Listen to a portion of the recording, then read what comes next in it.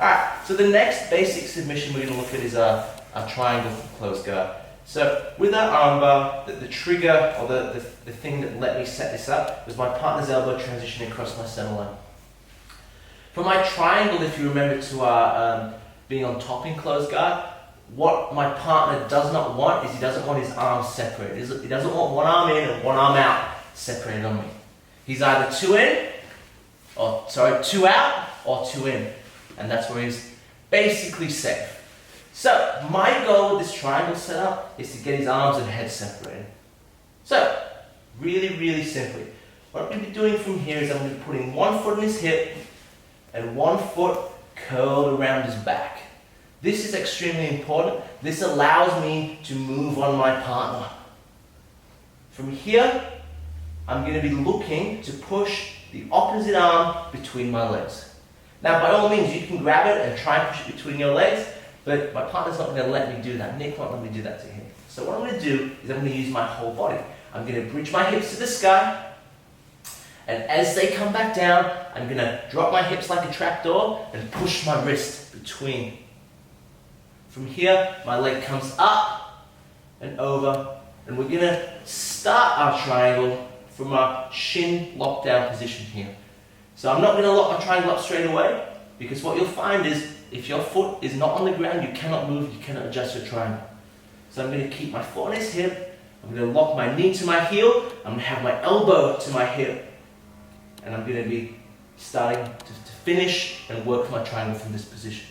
Now, before we move on to finishing our triangle, the last thing I want to talk about is using your hips and then using your leg to break your partner's posture down.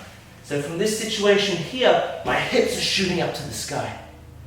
My hips are shooting up, and then my knee is going to be above my partner's shoulder as I clamp down hard, getting to my shin lock position right here.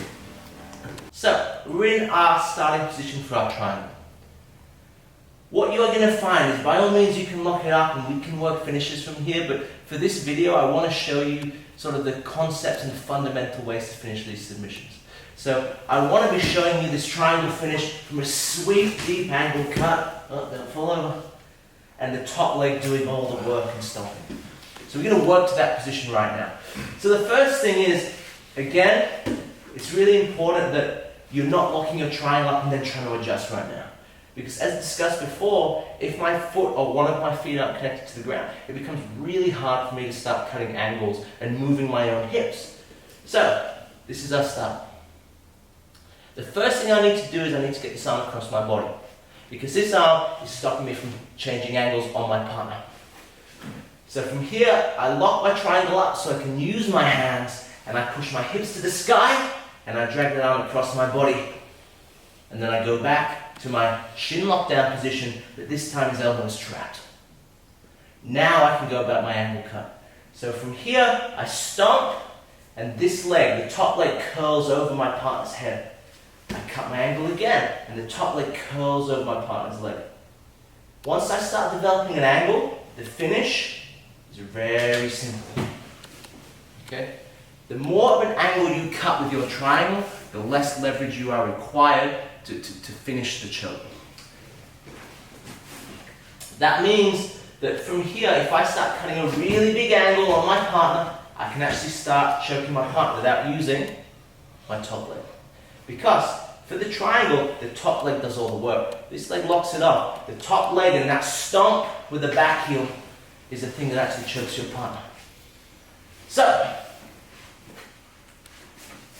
for this triangle, we've got our position here. This is our start. The first thing I need to do is clear his arm. So I lock my triangle up so he can't get his posture back. Again, if I let go from here, I open the circle.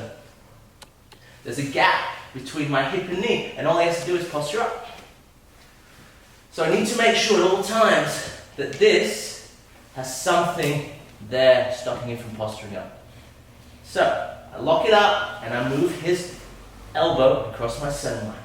I then grab my shin so I can start being mobile and move again. From here, I go about my angle. So I stomp and I stomp. My top leg is also back heeling and curling. I do it again, and then I lock my triangle up stomping and bringing my knees together for my finish.